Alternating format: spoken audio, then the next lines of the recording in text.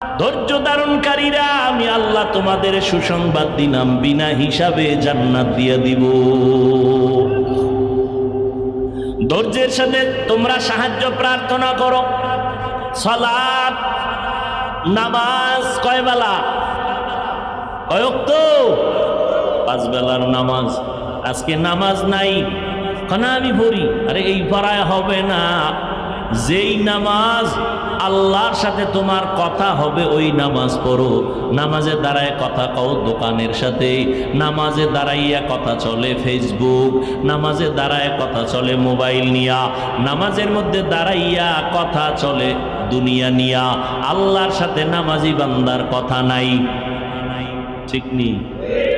নামাজে ঢুকছে দোয়া নাই, কোন পা দিয়া ঢুকছে খবর নাই, কোন পা দিয়া বের হইতেছে খবর নাই।